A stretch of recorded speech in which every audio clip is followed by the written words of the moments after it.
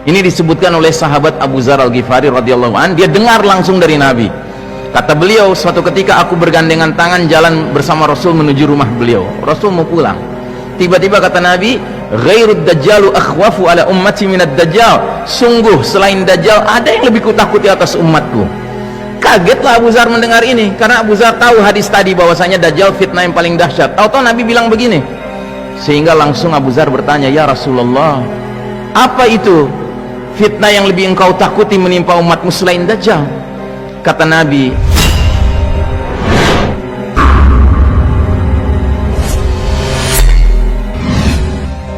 nah, inilah babak di mana umat Islam mengalami fitnah-fitnah, ujian-ujian yang kian hari kian memuncak sampai keluarnya puncak fitnah alias fitnah paling dahsyat, yaitu fitnah dajjal. Nabi bersabda, sungguh semenjak Allah menciptakan anak cucu Adam, tidak ada fitnah yang lebih dahsyat dari fitnah ad-dajjal. Dalam hadis yang lain lagi Nabi bersabda, sungguh fitnah sebagian kalian lebih kutakuti dari fitnahnya dajjal, dan tidaklah seseorang yang selamat dari rangkaian fitnah tersebut melainkan dia pasti selamat menghadapi fitnah selanjutnya atau berikutnya. Dan tidak ada fitnah yang dibuat sejak dunia ini ada, baik kecil maupun besar, kecuali untuk menjemput kedatangan fitnah dajjal. Apa maksud hadis ini? Maksud hadis ini, perjalanan umat manusia dari awal sampai akhir, Pak, itu fitnah akan makin berat, Pak, sampai si dajjal keluar. Dajjal itu puncaknya fitnah, Pak. Dan kita sekarang hidup di era yang kata para pengamat akhir zaman, dajjal tampaknya sudah di pengkolan jalan, Pak. Itu puncaknya fitnah. Kita hidup di era menjelang puncaknya fitnah. Saya tidak bermaksud menakut-nakuti, Pak. Kalau Anda merasakan fitnah sekarang banyak dan dahsyat, besok lebih berat, Pak. Lusa lebih berat. Akan terus begitu. Yeah.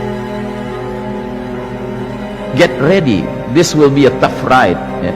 Siap-siap. Ini perjalanan kita makin berat, Pak. Bukan makin ringan. Yeah.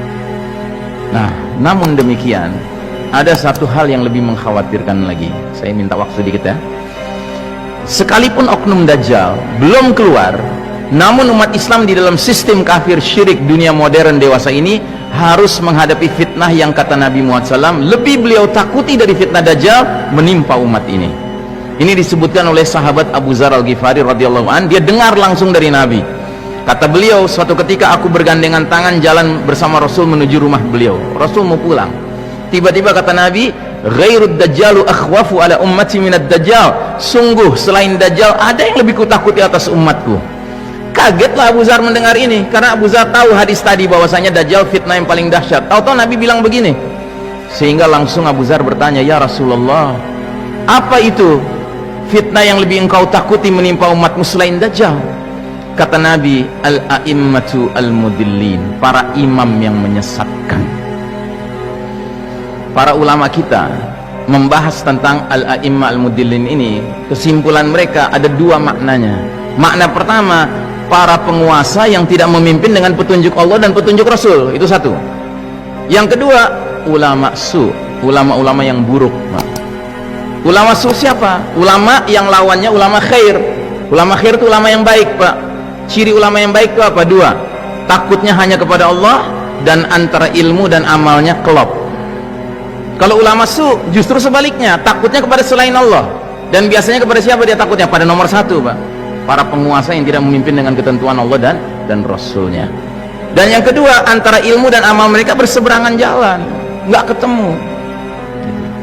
Pertanyaan saya, di zaman kita sekarang ini, makna yang mana yang hadir? Nomor satu apa nomor dua? Apa?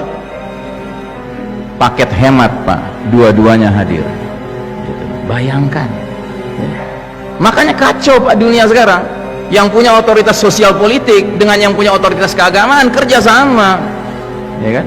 Sehingga udah sezolim apapun si pemilik otoritas sosial politik ini, yang punya otoritas keagamaan mengatakan, jangan dikritik, khawarij kamu mengkritik. Na'udzubillahi min dzalik. Ya. Dalam Islam yang namanya pemimpin itu ada dua macam. Makanya Nabi sampai mengatakan, sekalipun kamu dicambuk, ya kan, tetap taat sama dia. Itu kapan? Di babak ketiga tadi. Dulu di babak ketiga, ketika khalifahnya masih menyatakan Quran dan Sunnah sebagai sumber keputusan. Ya. Nah, jadi saudaraku rahimakumullah, sampai Nabi mengatakan dalam sebuah hadis, sudah sampaikah kepada kalian